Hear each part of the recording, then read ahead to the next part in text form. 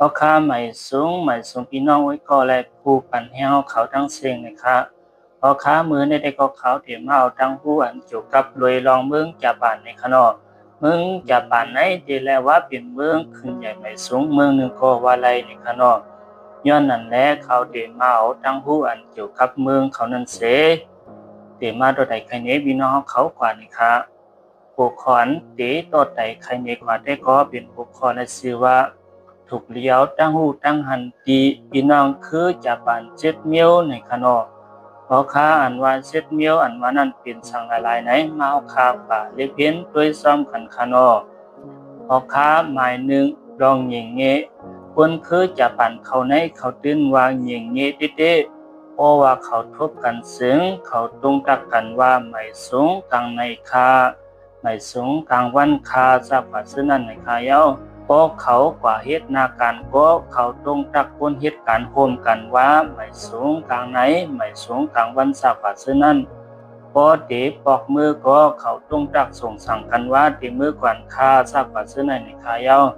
สั่งเสื้อว่าทบญาผู้ใหญ่คนลงในซึ่งเขากลมน้อมนับยำเสเพราะว่าตุ้มตื้อยากันก็เขายอมน้อมตั้งพิษก่อนตั้งในคาเย้าพอค้าหมายสอง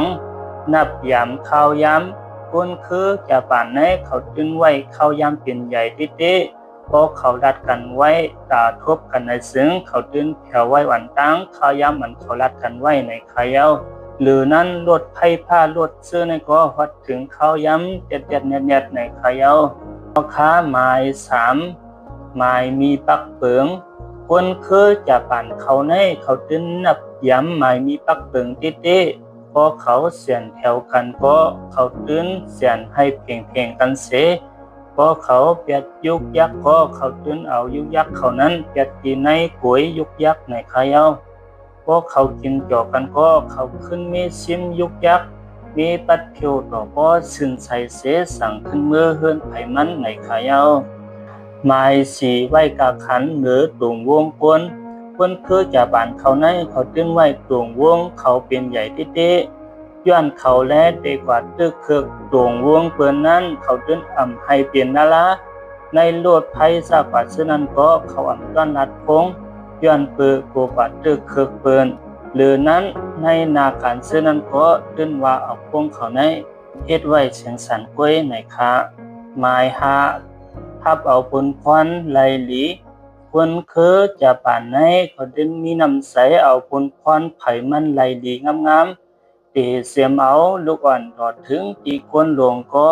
เขาดึงมีปนควันไผปนควันมันไหนคะในโรงเรียนจะป่านในเขาไว้ผู้ปัดเที่ยวผู้เฮ็ดลองมดใสในคะเย้าเตเสียมเอาห้องน้ำตอดถึงห้องเฮียนในลูกเฮียนเขาเอาปูนควันปัดเพียวหังเผิงมันในขายาวคนหลวงก็เอาปูนควันไหลหลีเต้ตีเฮือนเขาในตื้นว่าสร้างไว้ลูกสร้างในคะเพิ่นเจ้าเก่าในเจ้าเก่าเอาปูนควันปัดเพียวเสเข้าพักก็หุงกินหังเผิงมันในคะสั่งเสื้อว่าคนเหตุการณ์ในคอมพานีนั้นบริษัทเสก็เฮ็ดผิดก็เขายอมตั้งผิดเขาเสเอาปุนควันขึ้นไหนคะหมายหกคัดใสเฮ็ดสร้างนาการคนคือจะป่านในเขาตื้นคัดใสเฮ็ดสร้างนาการที่เต้ไหนคะผู้เฮ็ดสร้างนาการคอมพานีนั้นบริษัทในเขาตื้นมาไว้ทาวันตั้ง30เมตรตีเลยว่าเขาเอาการเป็นใหญ่สนใสเฮ็ดการที่เต้ไหนคะเสื้ออันผานอันมีที่อยู่ก็ตื้นว่าเด็กว่าหาย้อนกินเปิ้นเขาตื้นคัดใสเฮ็ดสร้างนาการเส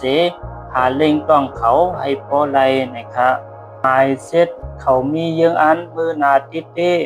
คนคือจะป่านในเขาตื้นผู้ไว้นำกัดเขาตียกย่ำเขาตั้งสงสัยวาสนาเขาใครเฮ็ดสังเขาใครเปลี่ยนสังอันว่านั้นเขาตื้นมีเยื่ออันมือนาตาเขาติเต้ในขายาวย้อนนั้นและตอนตาเยื่ออันเขาเตรียมโทนนั้นเขาตื้นคัดใสให้พอเตรียมทนอยู่เย้ากำลืนก็ให้พี่น้องเอาเขาหมอเอาตั้งหูตั้งหันอันรัดนี่มาเสื้อไหนเอามาใส่ตื้อในภาวะเจ้าเขาเส ขึ้นใหญ่ไม่สูงห้างเผิงมันเสกำคาออกคาไม่สูงพี่น้องเขากูก็ในคะนอ